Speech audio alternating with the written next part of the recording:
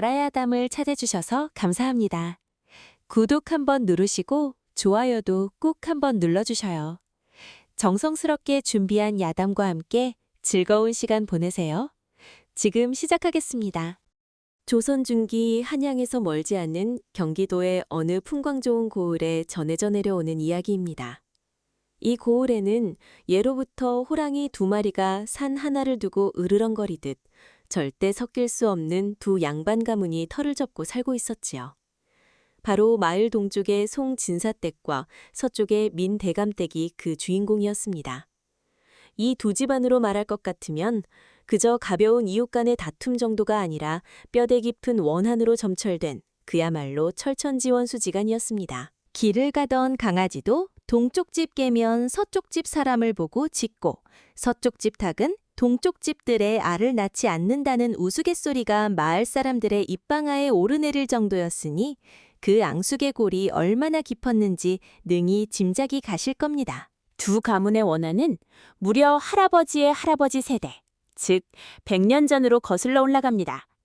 당시 조정에서 큰 벼슬을 하던 송 가문의 선조와 민 가문의 선조는 본래 둘도 없는 막역지유였더랍니다. 허나 조정의 거센 피바람이 불어닥치던 김효년의 어느 날 권력의 암투 속에서 민 가문의 선조가 억울한 모반의 누명을 쓰고 유배를 가게 되었습니다. 그때 유일하게 진실을 밝혀줄 수 있었던 이가 바로 송 가문의 선조였으나 어찌된 영문인지 그는 가문의 안위를 지키고자 끝내 입을 닫아버리고 말았지요. 송 가문의 선조가 입을 다문 데에는 필시 말 못할 사연이 있었겠으나 당장 가족의 목숨이 경각에 달린 민 가문 입장에서는 그 침묵이 곧 살인망나니의 칼춤이나 다름없이 원망스러웠을 터입니다. 결국 민 가문의 선조는 모진 고초를 겪다 머나먼 유배지에서 큰 고통 속에 생을 마감했고 그가 쏟아내던 저주 섞인 유언은 대대손손 민 가문 후손들의 뼛속 깊이 새겨졌지요. 그 후로 민 가문은 가세가 기울어 뿔뿔이 흩어졌다가 간신히 재기하였고 송 가문은 승승장구하며 권세를 누렸으니 민 가문 사람들의 가슴 속에 맺힌 산이 오죽했겠습니까? 훗날 민 가문이 다시 제벼슬 길에 올라 고을로 돌아오면서부터 두 집안은 마주치기만 하면 불꽃이 튀는 처절한 원수 사이가 되고 말았던 것입니다. 세월이 흘러 원한은 대물림되었고 이제는 왜 서로를 미워해야 하는지 그 본질조차 희미해진 채 맹목적인 증오만이 남아 있었습니다. 마을에 가뭄이 들어 물길을 낼 때도 서로 자기네 논으로 물을 대겠다며 하인들끼리 서로 충돌이 잦았고 명절날 장터에서 서로 좋은 제수용품을 차지하겠다며 머리채를 지고 언성을 높이는 일이 다반사였지요. 양반의 체면 따위는 내팽개친 지 오래였고 고을사또조차 이 두 집안의 다툼에는 고개를 절레절레 흔들며 두 손 두 발을 다 들었을 지경이었습니다. 그런데 세상 일이 참으로 얄궂은 것이 이렇게 부모 세대가 서로를 잡아먹지 못해 안달이 난 사이 그들의 자식들 사이에서 예기치 못한 운명의 장난이 시작되고 있었습니다. 송진사 댁에는 도진이라는 훤칠한 외모와 올곧은 성품을 지닌 장손이 있었고 민대감 댁에는 연화라는 꽃처럼 곱고 마음씨 따뜻한 외동딸이 있었지요. 도진은 어려서부터 사서삼경을 통달하고 무예에도 능하여 한양 장안에서도 탐내는 인재였지만 할아버지인 송진사의 뜻에 따라 고향에서 학문에만 정진하고 있었습니다.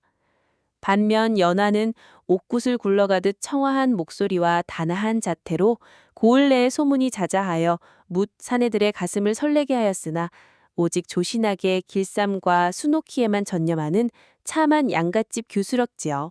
두 사람은 어릴 적부터 귀에 못이 박히도록 상대방 가문에 대한 험담을 들으며 자랐습니다.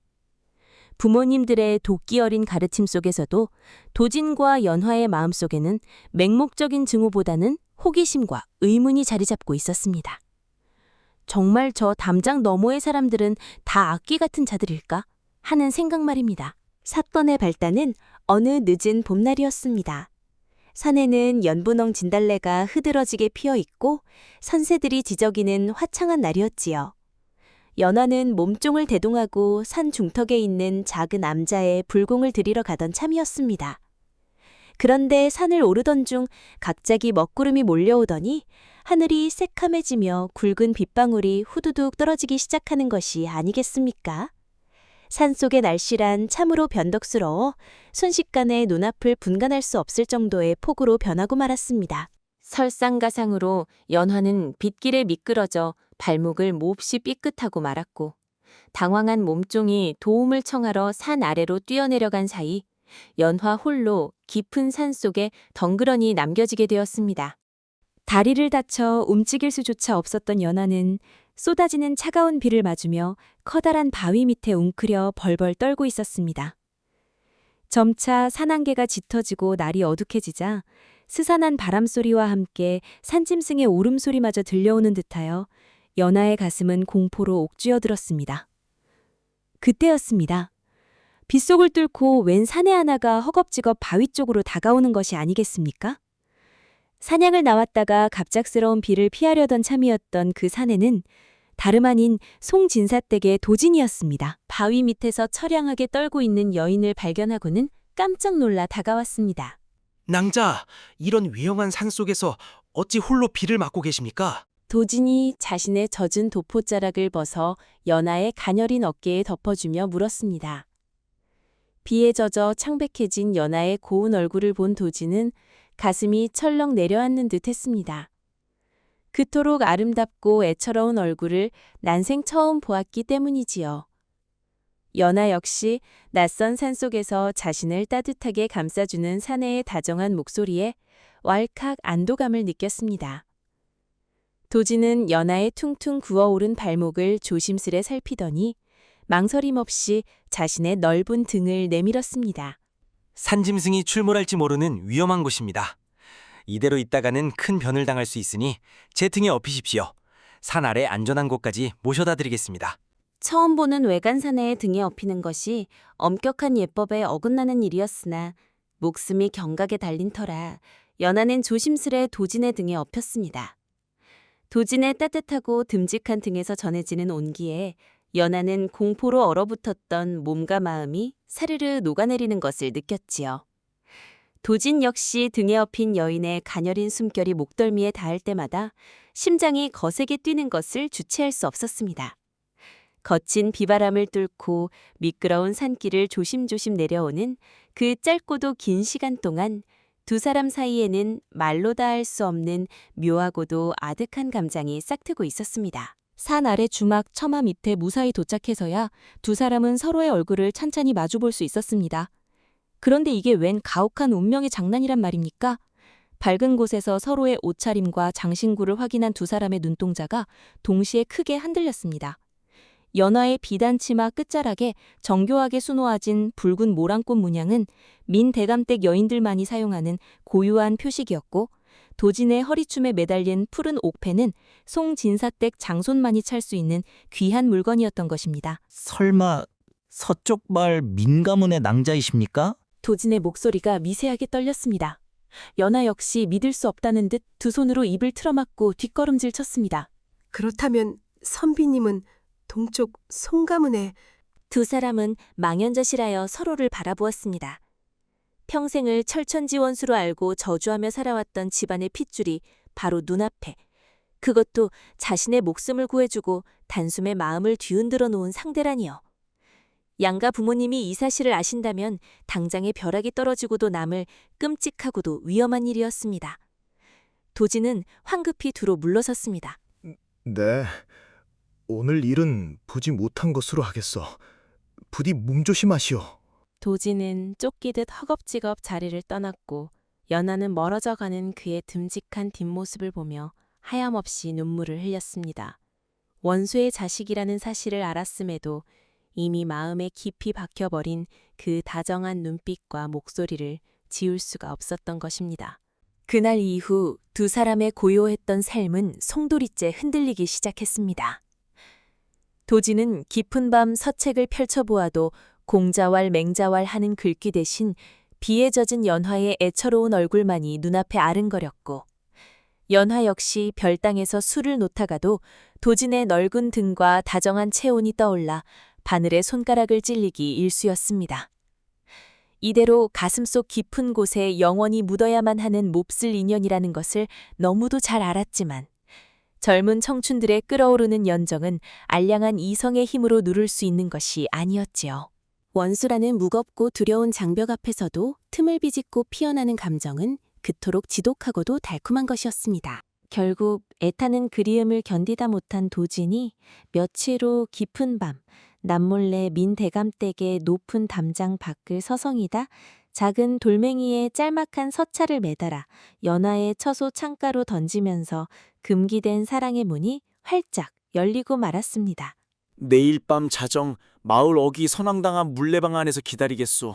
달빛 아래 떨리는 손으로 서찰을 읽어내려간 연어의 가슴은 금방이라도 터질 듯이 방망이 질쳤습니다. 가문의 무서운 언앙과 타오르는 사랑 사이에서 뜬 눈으로 밤새 번민하던 연하는 결국 다음 날 밤 모두가 잠든 틈을 타 부모님 몰래 아슬아슬하게 담장을 넘어 물레방앗간으로 향하고 말았지요.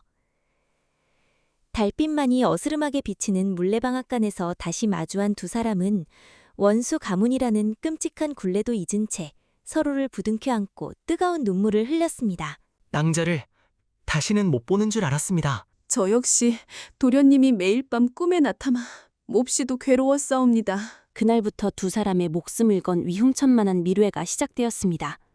낮에는 길에서 마주쳐도 철저히 서로를 외면하고 냉랭한 표정으로 지나쳤지만 산천초목이 점든 깊은 밤이 되면 선왕당 뒤편이나 뒷산 남자에서 몰래 만나 애틋한 사랑을 속삭였지요. 세상에서 가장 미워해야 할 원수의 자식과 세상에서 가장 뜨거운 사랑을 나누는 참으로 아이러니하고도 기막힌 상황이었습니다. 만남이 거듭될수록 서로를 향한 갈망은 걷잡을 수 없이 커져만 갔고 헤어짐의 시간은 매번 살을 에이는 듯한 고통으로 다가왔습니다. 서로의 체온을 느끼며 주고받는 눈빛 속에는 그 어떤 필설로도 다 형용할 수 없는 애절함과 절박함이 고스란히 담겨 있었습니다. 캄캄한 밤하늘에 반짝이는 별빛만이 그들의 가슴 시린 사랑을 말없이 위로해 줄 뿐이었지요. 언제 들킬지 모르는 얇은 살얼음판 위를 걷는 듯한 위태로운 날들이 이어졌지만 그럴수록 두 사람의 사랑은 비바람 앞에 들불처럼 더욱 맹렬하게 활활 타올랐습니다. 하지만 세상에 완벽한 비밀은 없고 꼬리가 길면 결국 밟히는 법이라고 했던가요? 조심스럽고 은밀한 만남이 달을 넘겨 아슬아슬하게 이어지던 어느 날 밤이었습니다. 여느 때처럼 물레방앗간에서 짧은 만남을 뒤로하고 아쉬운 작별을 하던 참이었지요. 도련님, 야속하게도 날이 밝아옵니다. 어서 대구로 돌아가시지요. 연하낭자, 내일 이 시간에 내 어김없이 다시 오겠어. 서로의 손을 애틋하게 어루만지며 돌아서려는 찰나 바스락 하는 둔탁한 소리와 함께 물레방아 뒤쪽 짙은 수풀이 크게 흔들리는 것이 아니겠습니까?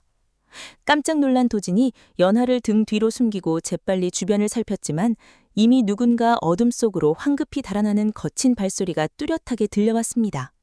두 사람의 얼굴은 순식간에 하얗게 질려 사색이 되었습니다. 이 밀회가 누군가에게 발각되는 날에는 두 사람의 목숨이 날아가는 것은 물론이거니와 양 가문의 해묵은 원한에 들끓는 기름을 붓는 격이 되어 온 마을에 큰 비극이 벌어질 터였습니다. 과연 그 깊고 어두운 밤 숨죽여 두 사람의 미래를 지켜본 자는 누구였을까요? 숨이 멎을 듯한 팽팽한 긴장감 속에서 지독하게 불길한 먹구름이 두 젊은 연인의 머리 위로 서서히 몰려들고 있었습니다. 어둠 속으로 멀어져가는 발소리는 무척이나 빠르고 다급했습니다. 도진은 본능적으로 짐승처럼 튀어나가 숲을 너머를 쫓았으나 교묘하게도 상대는 이미 짙은 밤안개 속으로 자취를 감춘 뒤였지요. 허탈하고 불안한 마음으로 발길을 돌리던 도진의 발끝에 무언가 툭 하고 채이는 것이 있었습니다. 흐릿한 달빛에 비추어 보니 그것은 낡고 투박한 가죽 담배쌈지였습니다.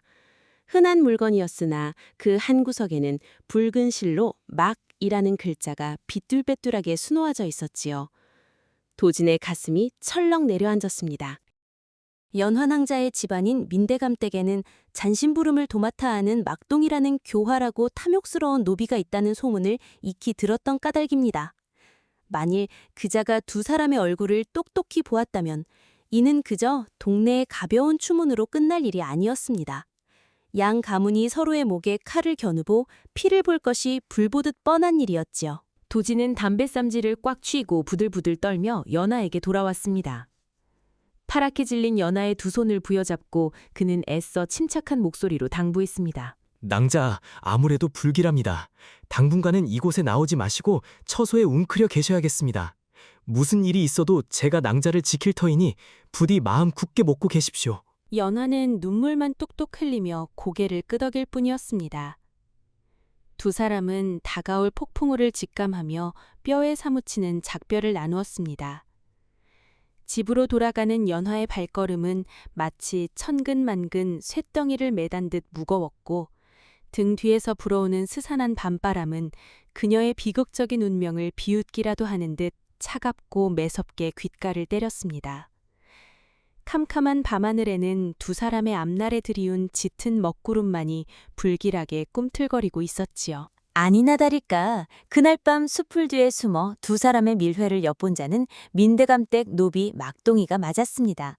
평소에도 주인집 재물을 슬쩍슬쩍 훔쳐내며 뒷주머니를 차던 그 흉악한 위인은 밤늦게 산기슭을 어슬렁거리다 우연히 물레방앗간에서 새어나오는 두 사람의 목소리를 듣게 된 것이었지요. 달빛에 비친 사내의 허리춤에 반짝이는 푸른 옥패와 여인의 붉은 모란꽃 치마를 본 순간 그의 두 눈은 탐욕으로 번들거리기 시작했습니다. 옳다구나. 저 옥패는 틀림없는 원수 집안 송진사 댁 장손의 물건이고 저 여인은 우리 집 애기씨가 아니더냐. 이 기막힌 디미를 쥐고 흔들면 내 평생 먹고 살 큰 재물을 얻을 수 있겠구나. 막동이는 비열한 웃음을 참지 못하고 어깨를 들썩였습니다. 다음 날 아침 동이트기가 무섭게 막동이는 안채로 달려가 민대감 앞에 납작 엎드렸습니다. 그리고는 거짓 눈물을 찔끔거리며 간밤에 목격한 충격적인 사실을 낱낱이 고자질하고 말았지요. 가뜩이나 송진사 가문이라면 이가 갈리도록 증오하던 민대감이었습니다. 과거 조상 대대로 내려온 원한으로 얽히고 설켜 양가는 서로를 사람 취급조차 하지 않는 철천지원수였습니다. 그런 원수의 자식놈과 자신의 금지옥엽 같은 딸이 밀회를 즐기고 있었다니요.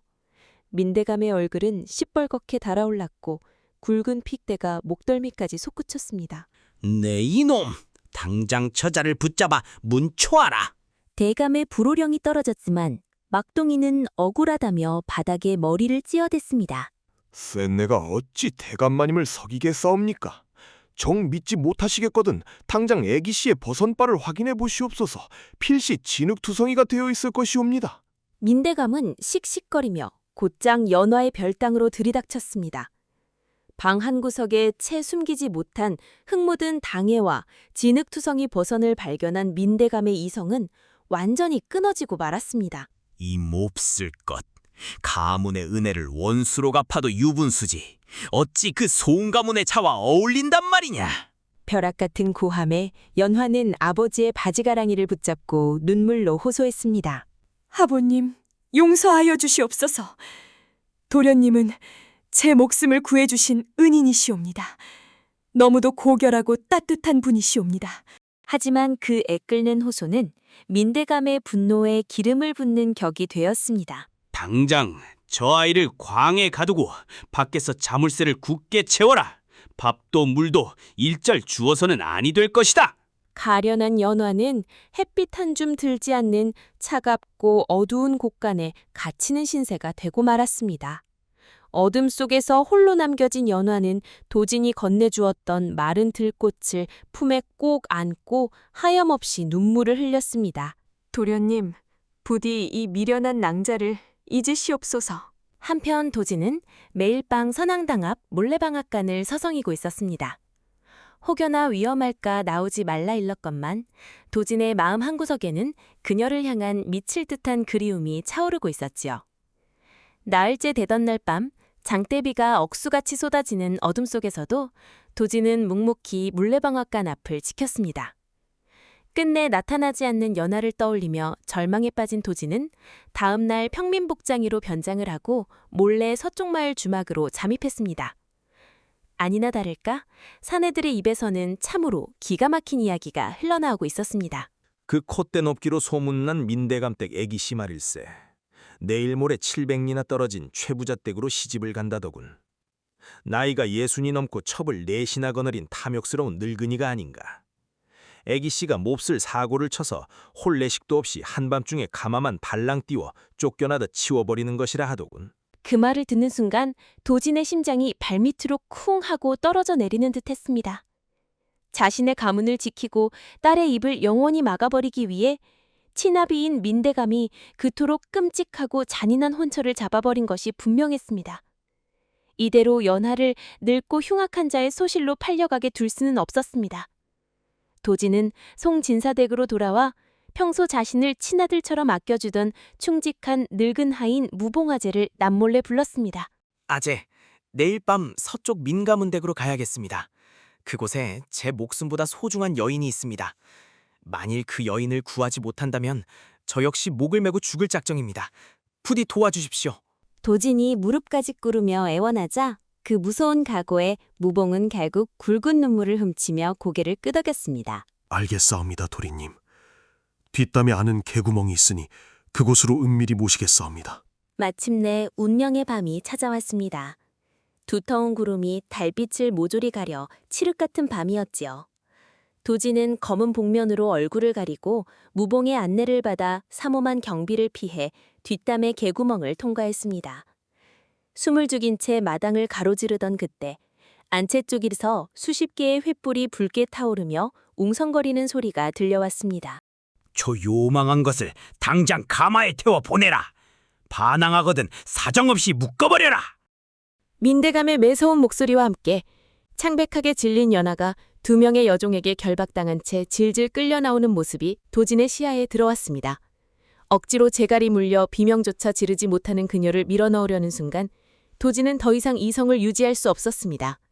품속에 숨겨두었던 단도를 꽉 움켜쥐고 숲을 박차고 나가려는 찰나였습니다.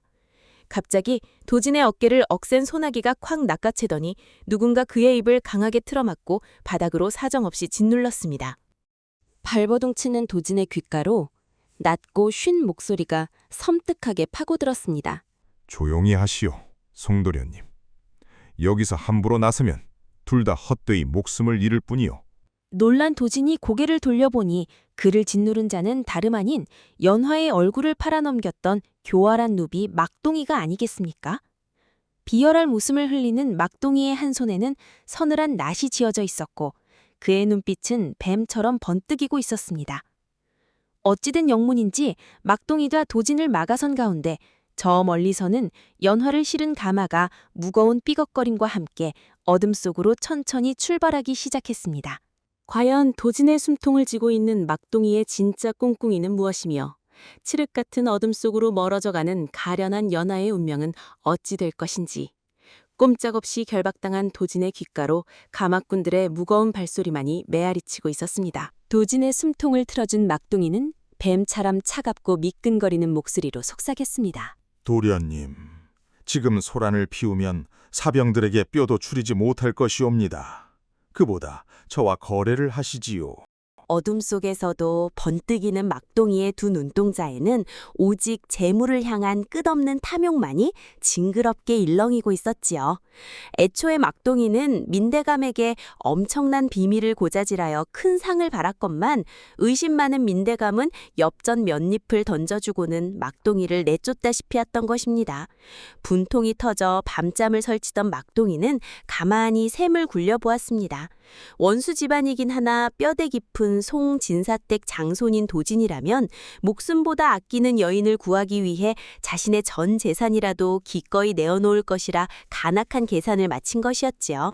저 가마는 700리 떨어진 최부자댁으로 가야 하니 험준한 마두령 고개를 반드시 넘어야 합니다.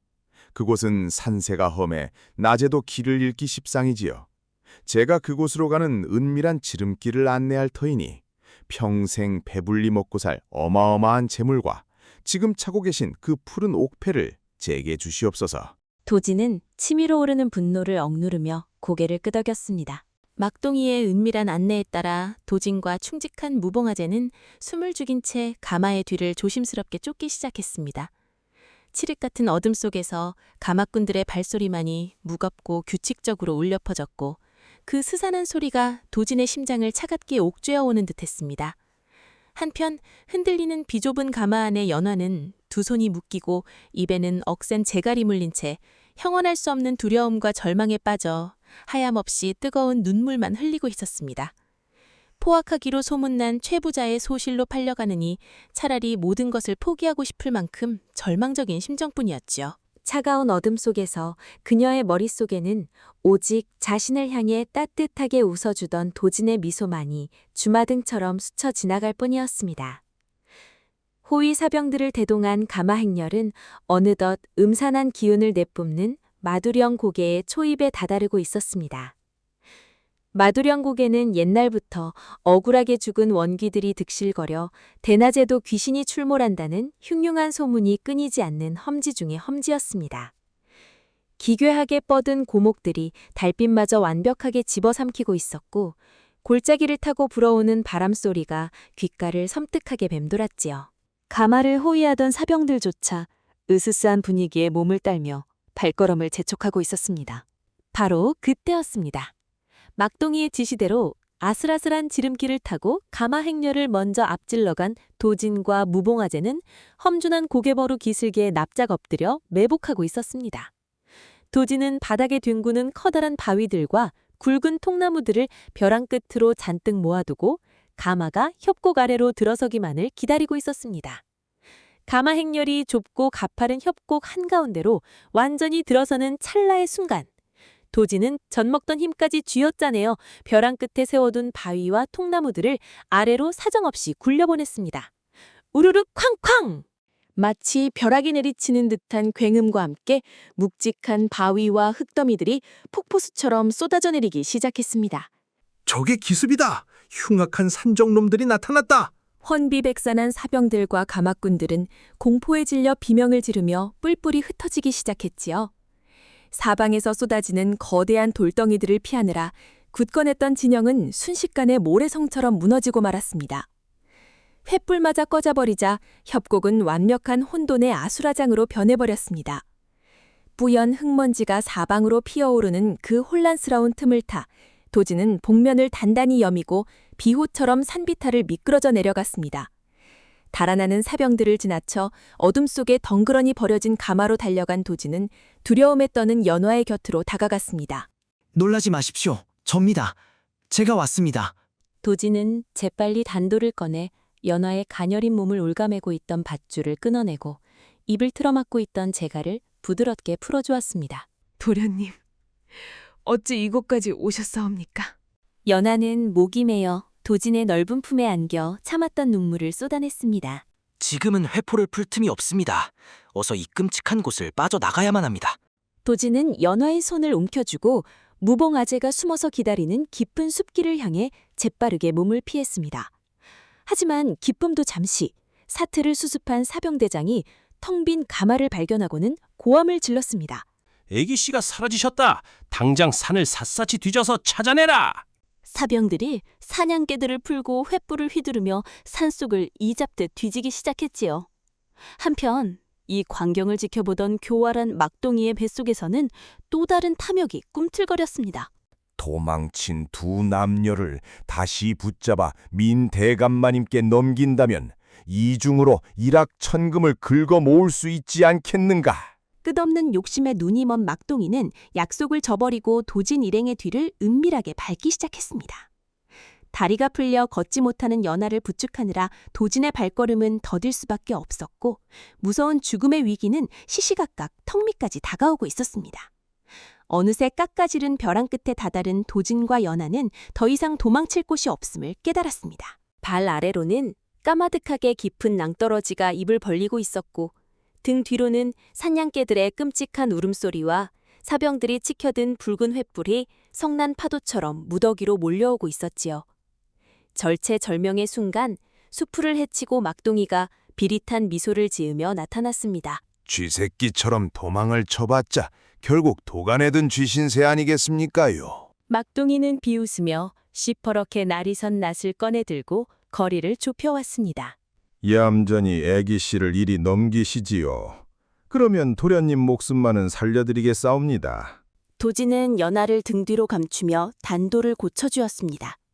막동이가 괴성을 지르며 낫을 휘두르는 찰나 도지는 몸을 날려 막동이의 손목을 단도자루로 아주 강하게 내리쳤습니다.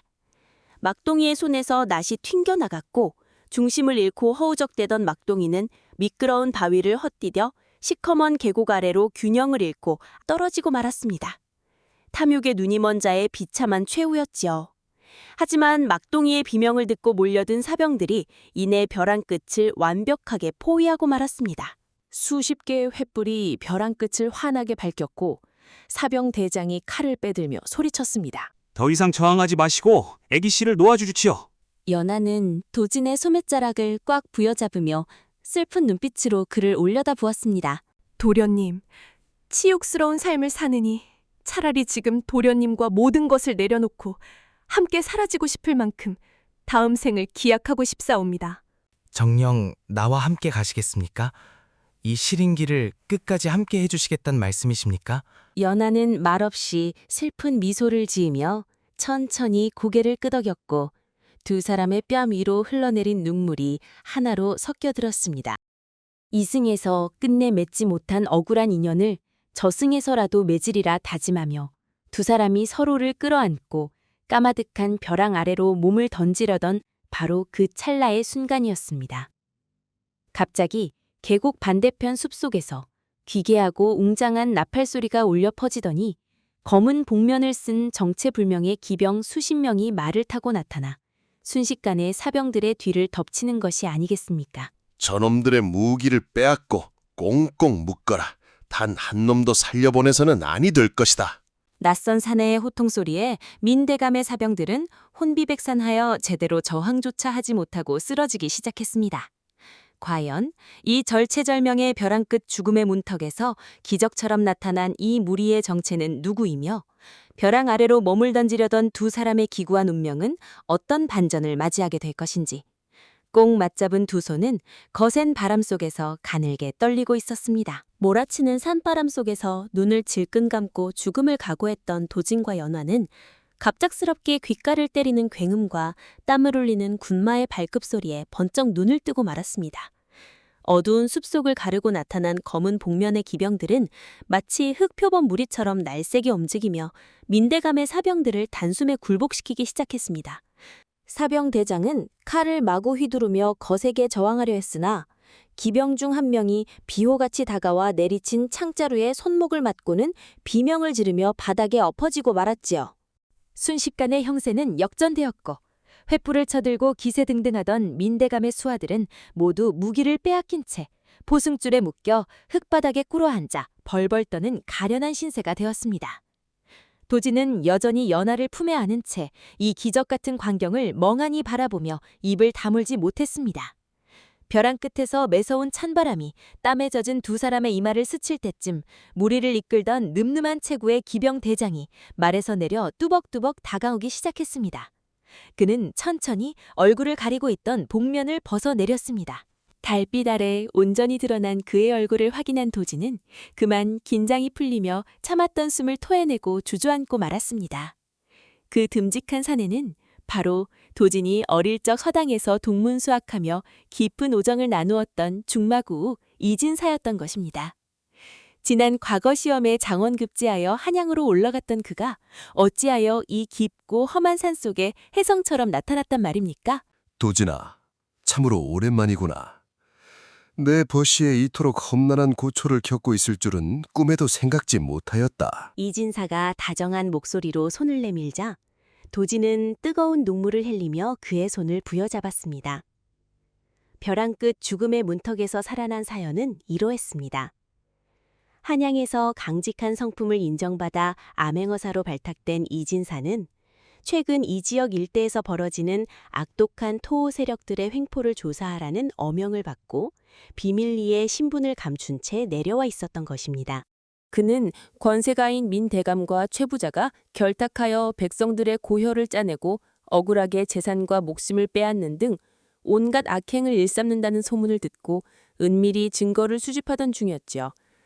그러던 찰나에 도진의 충직한 하인 무봉아제가 이진사의 수하들과 주막에서 우연히 접선하게 되었습니다. 무봉아제는 연화 애기씨가 억울하게 아버지를 잃고 최부자의 소실로 팔려가기 직전이라는 원통한 상황을 어사또에게 고발했고 오늘 밤 마두령 고개에서 구출 작전을 벌일 것이니 군사를 내어 목숨을 구해달라고 눈물로 간청했던 것입니다.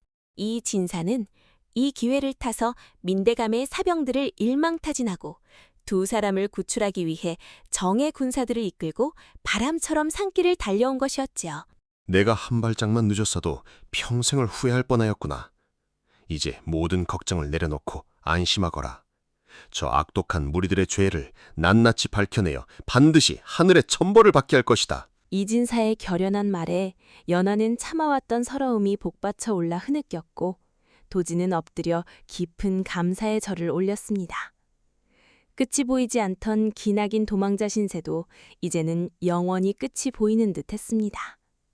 날이 밝기가 무섭게 어사또 이진사는 관군들을 향해 추상 같은 명령을 내렸습니다. 당장 산을 내려가 민대감과 최부자의 저택을 빈틈없이 포위하고 그 극악무도한 놈들을 꿇어앉혀라.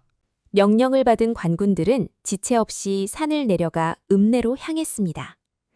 한편 그 시각 민대감은 사랑채에 거만하게 앉아 연하가 최부자의 집으로 무사히 끌려갔다는 전갈만을 목이 빠지게 기다리고 있었습니다. 그의 탐욕스러운 입가에는 엄청난 재물을 상상하며 비열한 미소가 번져 있었지요. 최부자 역시 안방에서 아름다운 소시를 맞이할 꿈에 부풀어 귀한 술을 연거푸 들이키며 흥을 내고 있었습니다. 그러나 꼬리가 길면 밟히는 법, 그들의 헛된 망상은 하늘에서 내리치는 벼락 같은 함성과 함께 산산조각이 나고 말았습니다. 암행어사 출두야! 천지를 뒤흔드는 외침과 함께 육모방망이를 든 관군들이 성난 파도처럼 대문을 박살내고 밀려들었습니다. 민대감은 화들짝 놀라 찻잔을 떨어뜨리고 신발도 신지 못한 채 도망치려 했으나 담장을 에워싼 관군들에게 덜미를 잡혀 마당에 패대기 쳐졌습니다. 평소 백성들을 짓밟던 그의 드높았던 체면은 순식간에 곤두박질치고 말았지요. 최부자 역시 잠옷바람으로 기어 도망치려다 포승줄에 묶여 관아마당으로 줄줄이 끌려왔습니다.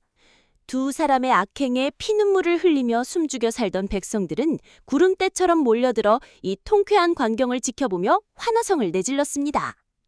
하늘 높은 줄 모르고 날뛰던 두 악당의 꼴은 털 빠진 늙은 쥐처럼 비참하기 짝이 없었습니다.